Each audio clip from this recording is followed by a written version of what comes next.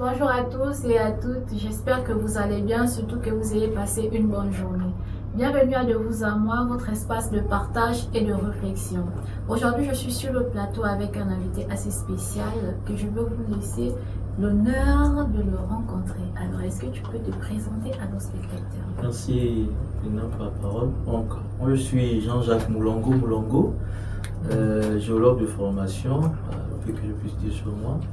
Et c'est un plaisir pour moi de me retrouver ici pour discuter de ce sujet. Du sujet du jour, bien sûr.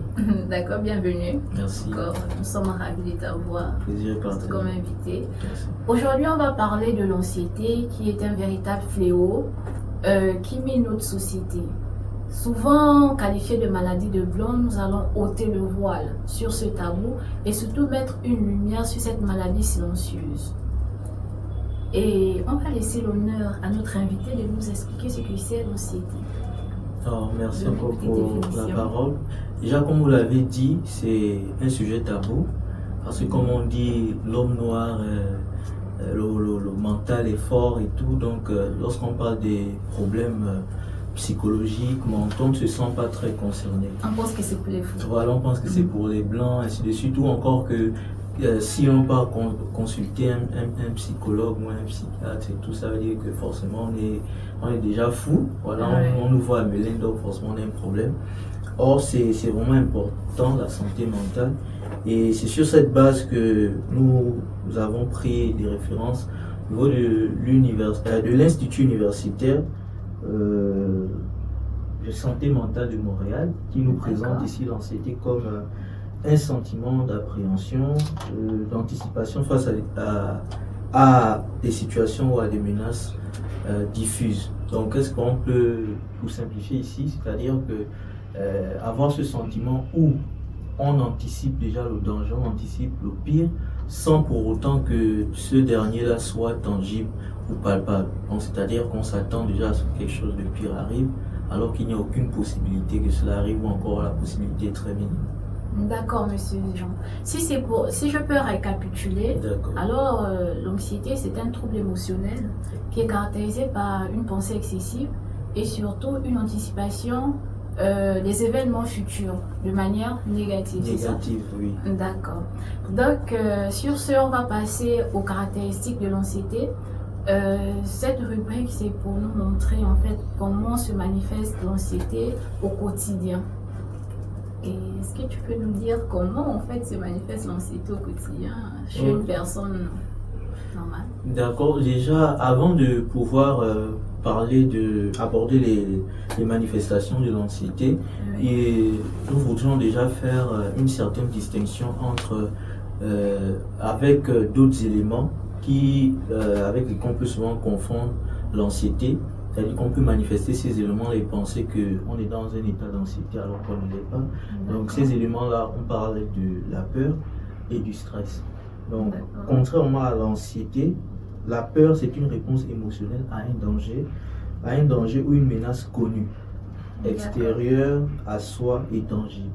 Donc autrement dit, c'est-à-dire que la peur, c'est une réponse par rapport à quelque chose qu'on a déjà vécu ou encore par rapport à quelque chose qu'on a eu à expérimenter par rapport à notre entourage, à la société, à notre environnement direct ou indirect, ainsi de suite.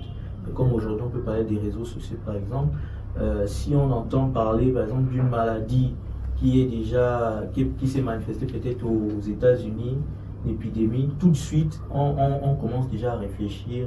On a peur que cela arrive, exemple saluer l'eau, si on dit que ça se contamine à travers le contact de la mer, à cet instant on peut déjà manifester ce sentiment-là qui nous amène à être dans une défensive, ainsi de suite. Donc là c'est la peur. Et en ce qui concerne le stress, on dit que c'est une réponse de l'organisme, que ce soit de manière physiologique ou psychologique, face à une situation incontrôlable, imprévisible, nouvelle ou qui représente une menace pour l'ego. Et dans ce sens, on peut parler par exemple d'un étudiant là, qui est en phase de soutenance, qui doit aller présenter son travail.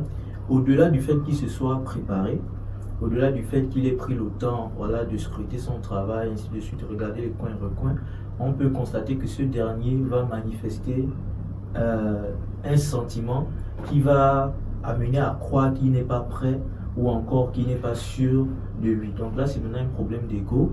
Et là, dans ce cas, c'est la peur de faire quoi? C'est la peur d'échouer. C'est la peur de l'échec. Nous voyons que le mot peur revient, mais là, il s'agit du stress. Il ne s'agit pas de la peur. Et maintenant, en ce qui concerne les manifestations de l'anxiété, proprement parlé, on a deux grandes, on va dire, manifestations sur deux plans. On a sur le plan psychologique ou encore émotionnel et aussi sur le plan physique.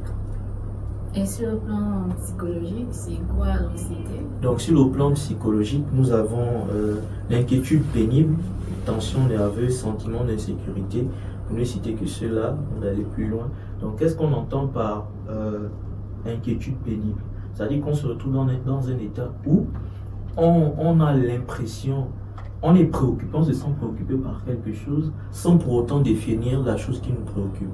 Et en fouillant un peu plus, on se rend compte qu'en réalité, il n'y a aucune raison de nous inquiéter ou d'être troublé. À cet instant, on parle d'une inquiétude pénible, c'est-à-dire qu'on souffre, on se sent indisposé sans raison valable, sans pour autant saisir l'élément tangible qui nous mène dans cet état. Et là aussi, comme on disait, le sentiment d'insécurité, difficulté à contrôler les soucis, tendance à anticiper le pire.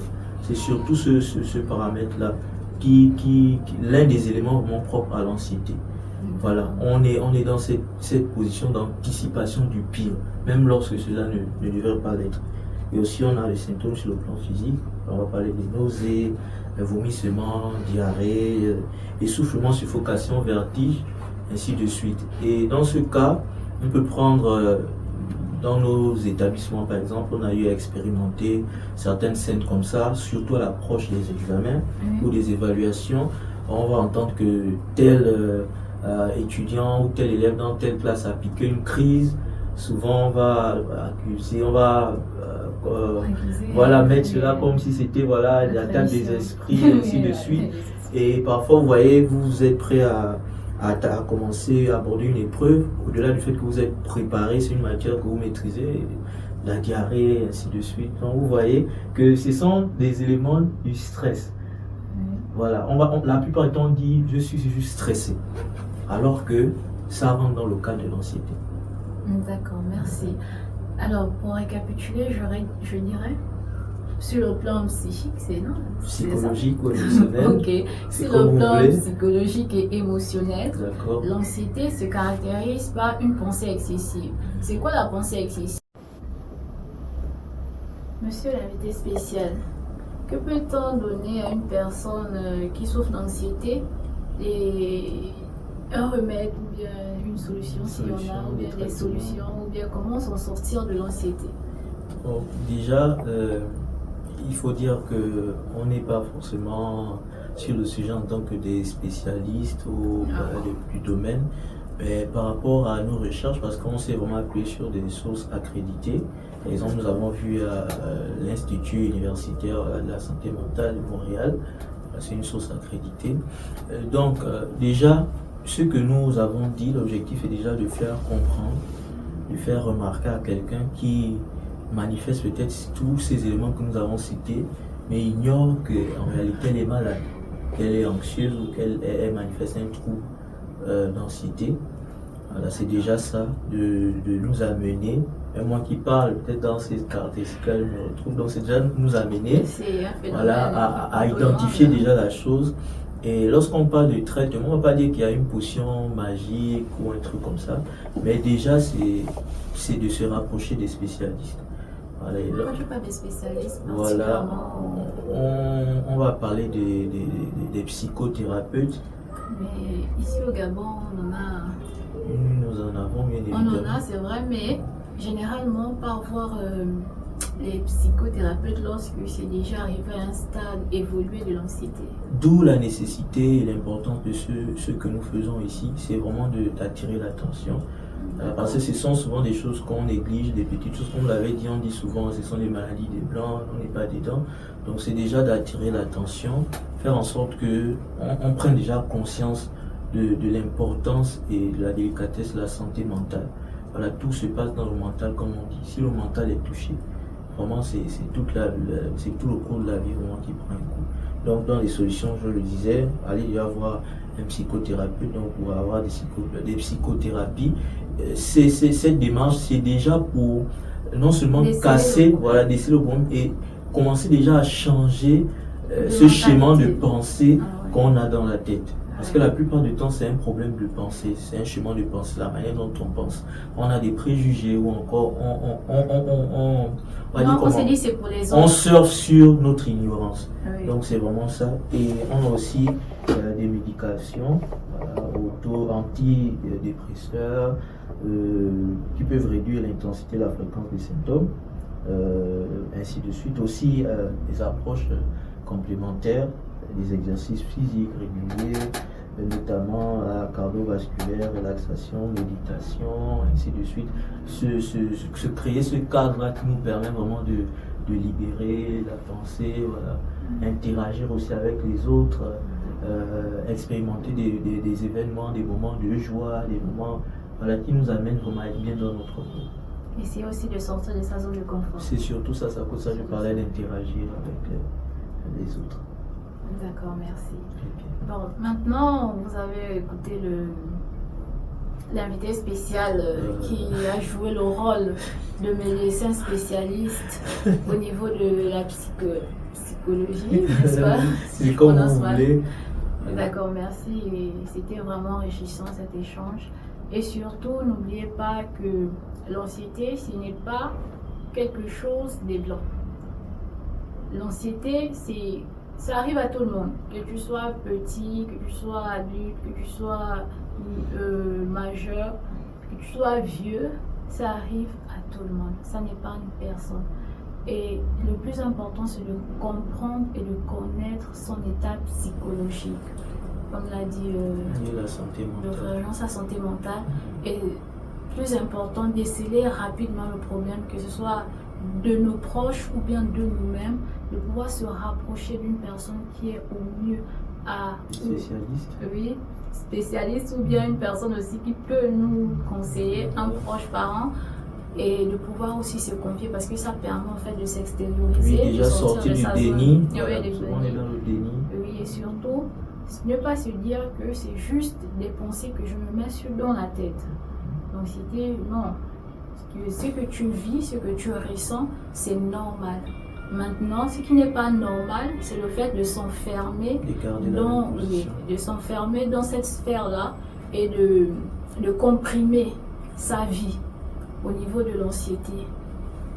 Le plus important, c'est d'en sortir, de chercher la porte de sortie, de s'en sortir et de trouver des solutions adéquates auprès des spécialistes, d'une personne qui peut nous aider ou intervenir dans la situation. Samuel.